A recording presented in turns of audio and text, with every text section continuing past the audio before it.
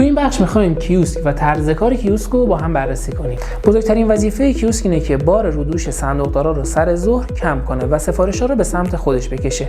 پس مهمه که یه دکمه بزرگ شروع سفارش وجود داشته باشه. مشتری بعد از زدن دکمه شروع سفارش وارد صفحه سفارش‌دهی میشه.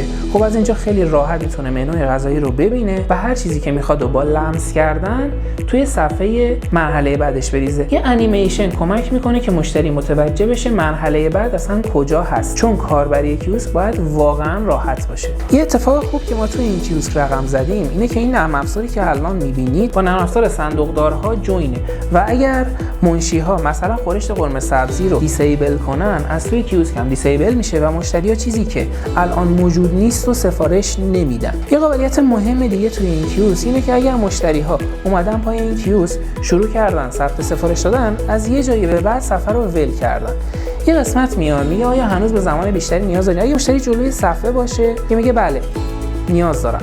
اگر هم مشتری رفته باشه و کیوسک ول کرده باشه، یه کانتر ثانیه اینجا وجود داره که اگر به اتمام برسه کلا صفحه رو ریفرش میکنه و برمیگرده به مرحله اول سفارش که اینجاست. پس سفارش برای مشتری بعدی به صورت اتوماتیک آماده میشه. خب بعد از اینکه مشتری غذاهاشو انتخاب کرد، هر چیزی خواست انداخت توی مرحله بعد، دکمه مرحله بعد رو میبینه، یک خلاصه ای از چیزایی که انتخاب کرده رو اینجا میبینه و میتونه از همینجا زیاد و کمش کنه یا مثلا اکبر جوجه رو نمیخواد اینهاشو میزنه، این پاک میشه. اطلاعات دیگه که تو این صفحه وجود داره قیمتیه که باید پرداخت کنه و زمان تقریبی آماده سازی این غذاها رو میبینه. خب زمانی که مشتری از انتخاب غذاهای خودش مطمئن میشه میتونه با زدن دکمه ثبت سفارش مبلغ رو ارسال کنه به کارتخوان. اگر توی کارتخوان مبلغ رو درست پرداخت کنه و پرداخت موفق باشه کارتخوان اعلام میکنه. همینطور ناموفق بودن یک پرداخت رو هم کارتخوان باز اعلام میکنه به سیستم. الان من یه دونه رمز اشتباه میزنم، هم کارتخوان متوجه میشه که رمز نادرست بود، هم سیستم متوجه میشه و دکمه ارسال مبلغ به کارتخوان روی سیستم نمایش داده میشه. با زدن دکمه ارسال مبلغ به کارتخوان مجددا مبلغ ارسال میشه و مشتری میتونه مجددا پرداخت داشته باشه.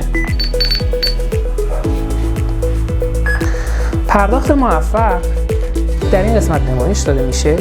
یک ثانیه شما رو به پایین میره که صفحه رو ریفرش کنه برای سفارش بعدی و مشتری بعدی و اینکه فیشی که از سیستم خارج میشه مشابه فیش صندوق داره و در صورتی که تحویلدار سیستم این فیش رو ببینه متوجه میشه که این فیش از کیوسک بوده و پرداختش حتما موفق بوده.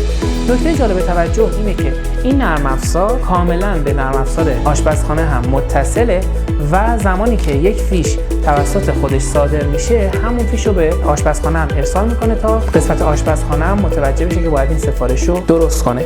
خب دوستای عزیزم، در صورتی که سوال یا ابهامی برای شما به وجود اومد با ما تماس بگیرید، ما این ابهام رو برطرف میکنیم و کمکتون میکنیم بهترین مدل کیوسک رو انتخاب کنید. موفق باشین.